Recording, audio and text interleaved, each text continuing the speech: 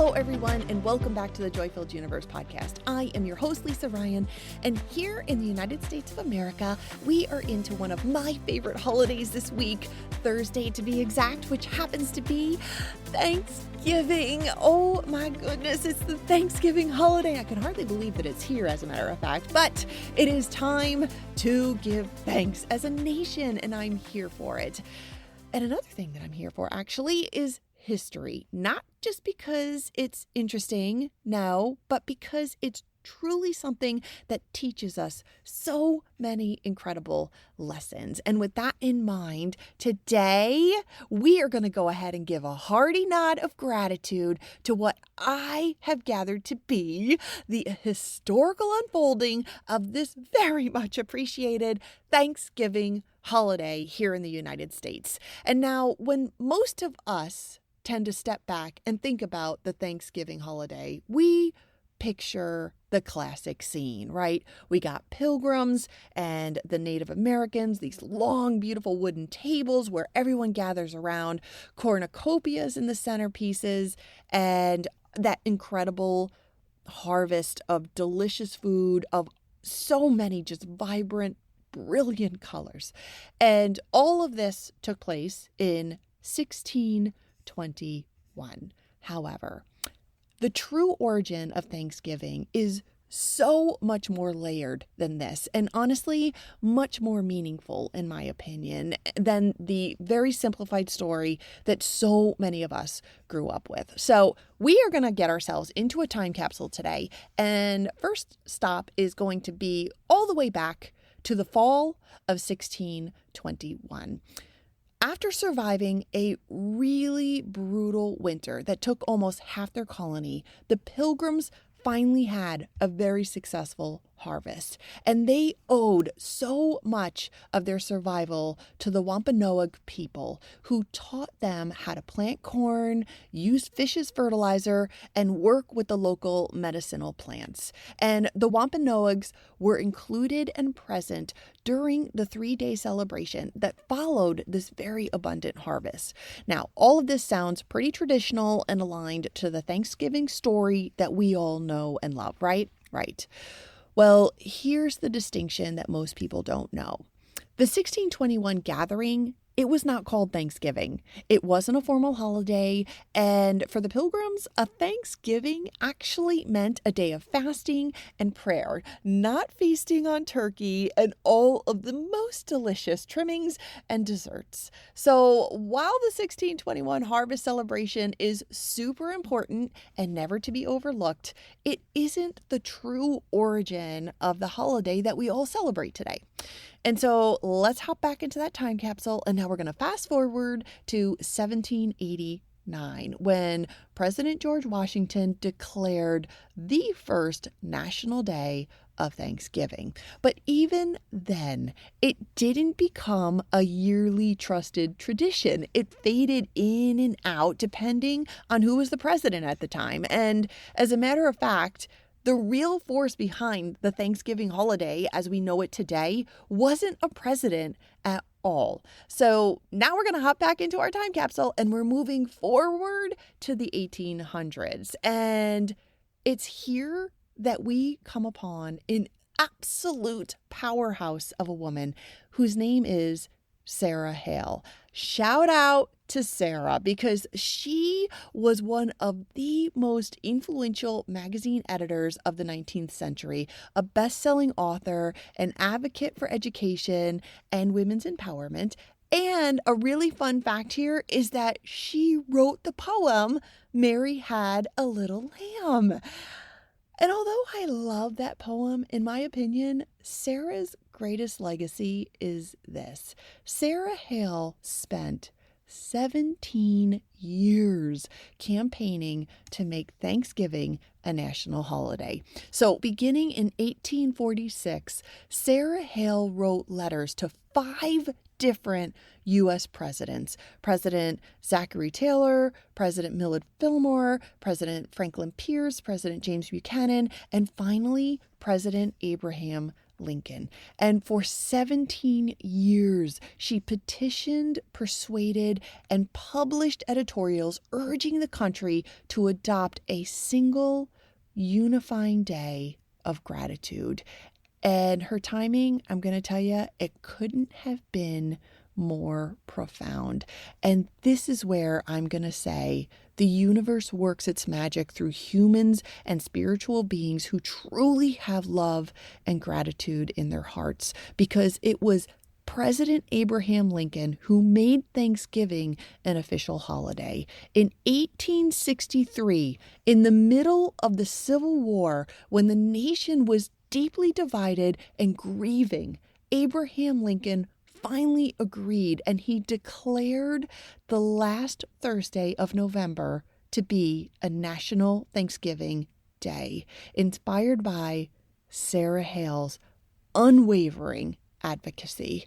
And it was that moment which transformed Thanksgiving into what it is today, a reminder of unity, survival, gratitude, and healing, even in the middle of turmoil. So what is incredible to me is that the origin of Thanksgiving isn't just a harvest meal celebration that started in 1621. It's about overcoming hardship, cross-cultural support, a human's relentless belief in gratitude, and a president choosing faith in gratitude in a moment of national darkness and division. It truly is a holiday born from resilience, unity, and the intention to pause and give thanks even when life feels uncertain. And honestly, that is the heart of self-development, expansion, and manifestation.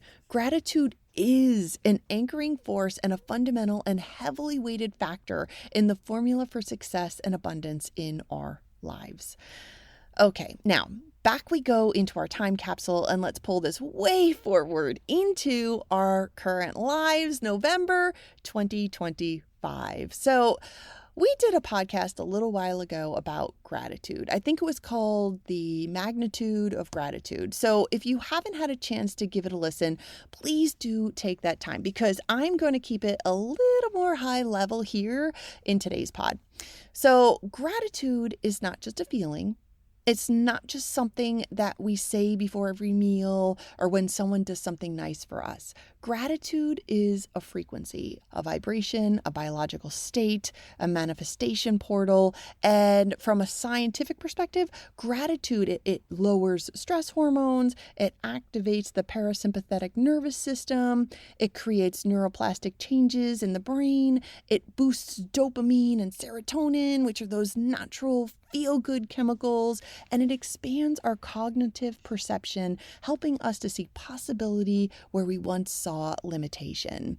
And then from an energetic perspective, well, gratitude is one of the fastest ways to align with abundance, because it shifts our vibration into receiving mode. We literally cannot be in gratitude and scarcity or lack at the same time.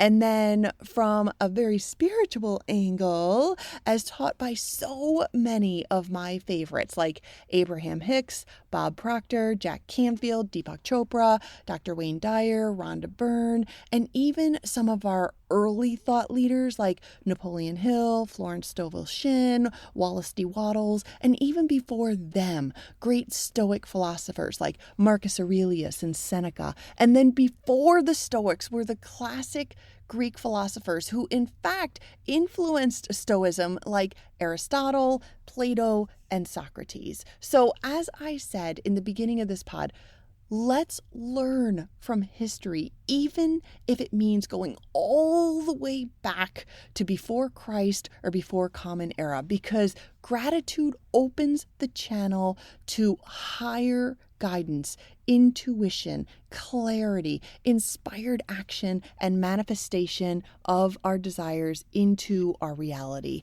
And that is why Thanksgiving, when understood fully, becomes such a powerful moment of true, joy-filled, and loving alignment. So for this week, Whether you are here in the United States and celebrating Thanksgiving, or anywhere else in the world and deciding to take some time to highlight gratitude, here are a few questions that we can all ask ourselves as a form of reflection. Here's one. Where in my life have I survived something I once thought I couldn't? Just like the Pilgrims did after that harsh winter in 1621. How about who has supported me, taught me, or guided me in ways that I may have taken for granted? Just like the Wampanoag Native Americans did for the Pilgrims. And then where have I held a vision that others didn't understand yet? Just like the incredible Sarah Hale and her 17-year-long campaign for gratitude.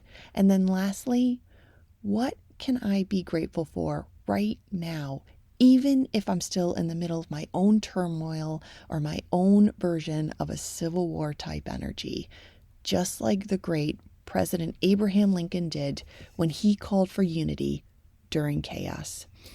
And so all of these reflections connect the history of Thanksgiving as described here today by yours truly, and it connects them all back to our emotional, energetic, and spiritual journey that we are all thankfully on during this incredible human experience. So please give yourself that quiet and peaceful space this week and reflect on these questions and truly be grateful for the answers. And if in fact these questions don't really vibe for you, then how about each day this week, just write down 3 to 5 things that you are grateful for every morning, and throughout your day, then reflect on those things with gratitude in your heart. All of this will raise your vibe and place you into alignment with your heart's desires.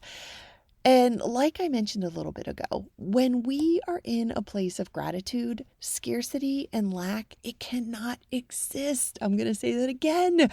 When we are in a place of gratitude, scarcity and lack cannot exist. And what a wonderful world it is when that is the case. So there we have it. That's what we've got for this week, our Thanksgiving gratitude. And I hope that this podcast was helpful, and I hope that it was fun for all of you this week. And I also hope that it serves as a reminder that gratitude has shaped history, just like it is shaping our lives. Gratitude is a reminder that unity, support, persistence, intention, curiosity, and desire are all really powerful forces when it comes to bringing incredible abundance into our lives. And no matter where we are on our journey, there is always something within us worth honoring and appreciating and celebrating. And now, before I go to begin my own Thanksgiving grocery shopping, prep, the holiday cooking, and of course, that delicious holiday feast, I just want to say this. I am deeply, genuinely thankful for all of you, for everyone who tunes into the podcast, for your hearts, your support, your growth, your presence, and your dedication to being the incredible humans that you are. May gratitude fill your hearts. May it lift your vibration. May it magnetize every blessing that's on its way to you. And may you remember that you are already abundant, you're already supported, and you're already worthy of all amazing abundance that is manifesting into your reality. So happy Thanksgiving, my friends. Wherever you are in the world, I appreciate you, and I'm grateful for you too. And if you enjoyed this pod, please share it with a friend this week. That would be amazing. Thank you. So that's a wrap. I am your super grateful host, Lisa Ryan. This is the Joy-Filled Universe podcast, where we explore all of the tools and tricks that are going to make your universe even more joyful than it already is. And I will thankfully see you next week. Bye.